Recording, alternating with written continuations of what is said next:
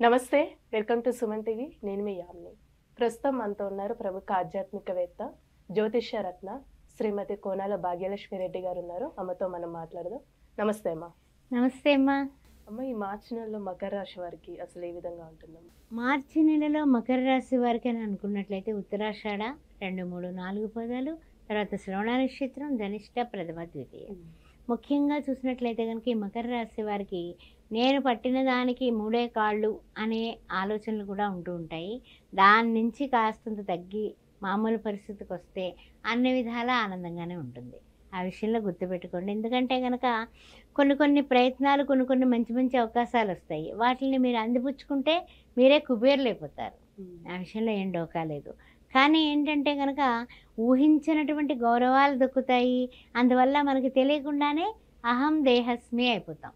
అహం బ్రహ్మస్మి, అహం దేహస్మి కాదు. ఆ విషయాన్ని మర్చిపోతారు. మర్చిపోయి అందరూ నన్ను పొగుడుతున్నారు, నాకు చాలా బాగా ఉంది, భలే నేను చెప్పినవన్నీ కూడా కరెక్ట్గా అన్ని విధాలా కూడా సక్సెస్ రేట్లో ఉన్నాయి, నేను ఏం తలపెట్టినా బాగుంది అని అనుకున్నామా మనం దేవుడి దగ్గర తగ్గుతాం. దేవుని దగ్గర హెచ్చింపబడాలంటే తండ్రి నీదే నీదే అంతా నీదే క్రెడిట్, నాదే ఉంది అన్నాం అనుకోండి, బ్రహ్మాండంగా ముందుకు దూసుకెళ్ళిపోతాం. అయితే ఖర్చులు కొంచెం మితిమీరుతాయి. బంధుమిత్రుల దగ్గర కూడా ఇచ్చిపుచ్చుకోవడాలు ఉంటాయి. దాని వలన వాళ్ళ నుంచి నిందలు నిష్ఠూరాలు రాకుండా జాగ్రత్త పడటం అనేది చెప్పదగిన సూచన. తర్వాత ఇంకొక ముఖ్యమైన విషయం ఏంటంటే మనకి ఏదైతే వాడమల్లన్నా బోడిమల్లన్నా అనే ఒక శాస్త్రం ఉంది.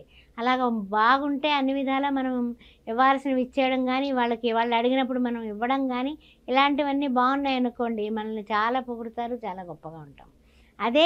అదే నోరు తెగుడుతుంది, అంటే తిడుతుంది.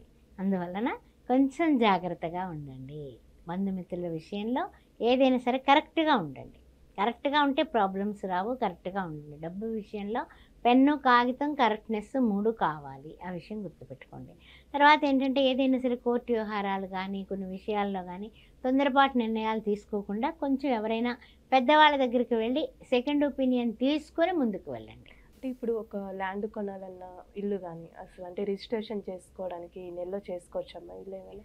బాగుందమ్మా, ఈ నెలలో చేసుకోవచ్చు. అదేవిధంగా గృహ మార్పిడి కానీ, లేకపోతే ఏదైనా సరే స్థలాలు కొనుక్కోవాలన్నా ఈ నెలలో చాలా బాగుంది, చేసుకోవచ్చమ్మా. ఆ విషయంలో ఏం డోకా లేదు.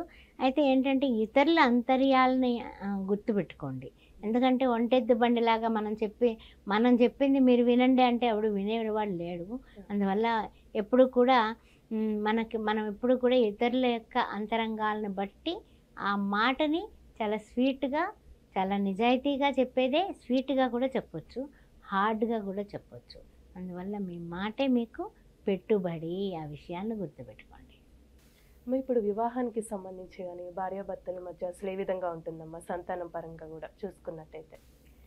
అంటే ముఖ్యంగా ఏంటంటే సంతానపరంగా కానీ, తర్వాత ఏదైనా విషయంలో కానీ మీరు ప్రయత్నాలైతే చేస్తారు. ఆ ప్రయత్నాలు కొంతవరకునే ఫలవంతమవుతాయి, 100% కావు. దానివలన కొంచెం ఆలోచనలు ఉంటాయి, కొంచెం టెన్షన్స్ తీసుకుంటారు, అనారోగ్య పరిస్థితులకి కొంచెం త్రావు ఉంది.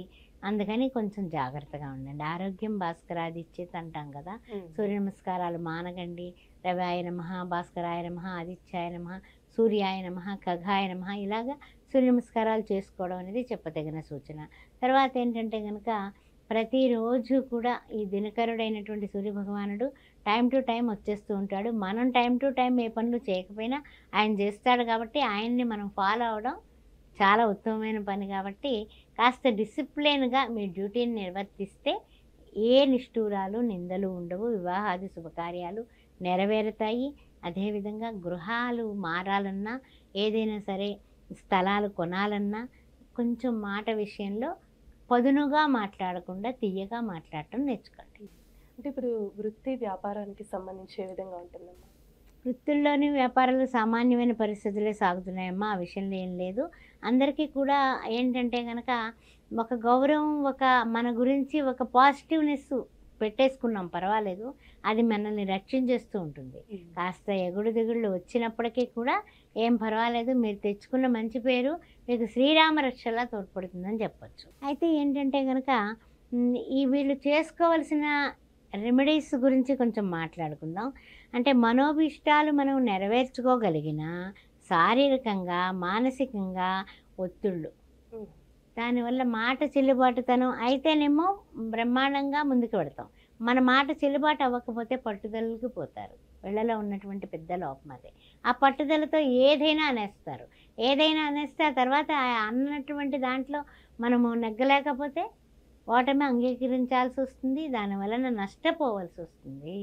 అందువల్ల ఈ నష్టాలు కష్టాలు లేకుండా ప్రతిరోజు చేసుకోవాల్సినటువంటి విషయం ఏమిటంటే దశరథ కృత శని స్తోత్రం అనేది లలితా సహస్రనామంలో ఉంది. వీళ్ళకి ఏలినాటి శని ఆఖరి దశలో ఉన్నారు కాబట్టి అది చేసుకోవడం, రోజు చదువుకోవడం, నిత్యం వినడం, మీరు చదవకపోతే పోనీ వినడం. తర్వాత ముఖ్యంగా ఏంటంటే శ్రీరామ జయ రామ జయ జయ రామ అనేది ప్రతిరోజు కనీసం ఒక 9 టైమ్స్ అన్నా సరే రాయండి. అన్ని విధాల శ్రీరామ రక్ష సర్వ జగద్రక్ష అన్నట్టుగా మీరు అన్ని విధాల ముందుకు వెళ్ళిపోతారు. అదేవిధంగా శ్రీరామ రామ రామేతి రమే రామ మనోరమే సహస్రనామ తత్తుల్యం రామనామ వరాన్ని. ఏ పనికన్నా వెళ్ళేటప్పుడు రామనామాన్ని చేయండి, రామనామాన్ని రాయండి. శ్రీరాముడే మీకు ముందుకు వెనకాల పక్కన కూడా నుంచొని మీకు విజయాలు లభించేలాగా శాంత స్వరూపులుగా తీర్చిదిద్దుతాడు. ఈ విషయాలు గుర్తుపెట్టుకోండి. చాలా చక్కగా తెలియజేస్తారమ్మా, ధన్యవాదాలు. ద్వాదశ రాశుల వారికి కూడా ఏ విధంగా ఉండబోతోంది ఈ మార్చి నెల అనే విషయాన్ని మనం పరిశీలిద్దాం. ద్వాదశ రాశుల్లోని కూడా ఉన్నటువంటి గ్రహాలు ఏ విధంగా మారబోతున్నాయి అనే విషయాన్ని మొట్టమొదట మనం పరిశీలించుకొని తర్వాత ద్వాదశ రాశుల యొక్క విశేషమైనటువంటి విశేషాల దగ్గరికి వెళ్ళిపోదాం.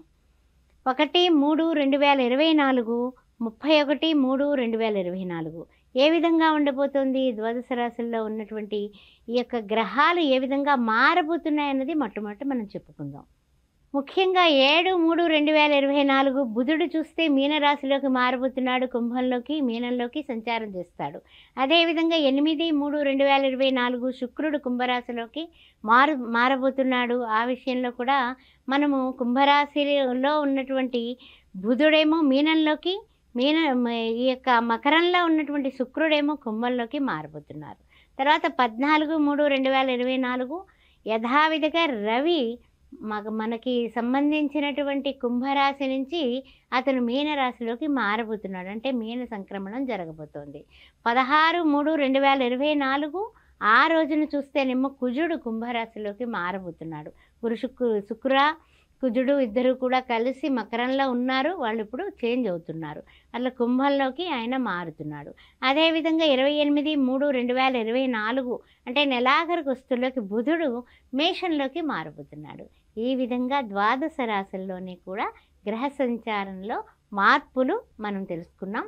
ఇక ద్వాదశ రాశుల వారికి కూడా మాస ఫలాలు కార్యక్రమంలో ఏ విధంగా ఉండబోతుందో తెలుసుకునే ముందు ఆస్ట్రో భాగ్యలక్ష్మి అని ఈ ఛానల్ని మీరు సబ్స్క్రైబ్ చేశారా? చేయకపోతే వెంటనే చేయండి.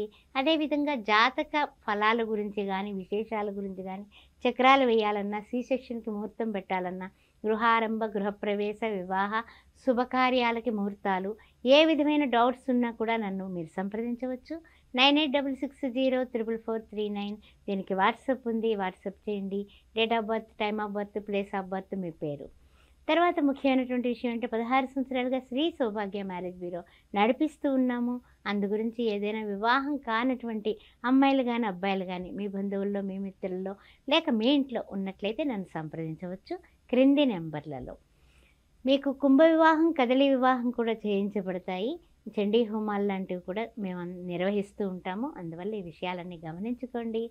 మా యొక్క సలహా సంప్రదింపుల కోసం కింది నెంబర్లో ఫోన్ చేయండి. శ్రీమాత్రే నమః.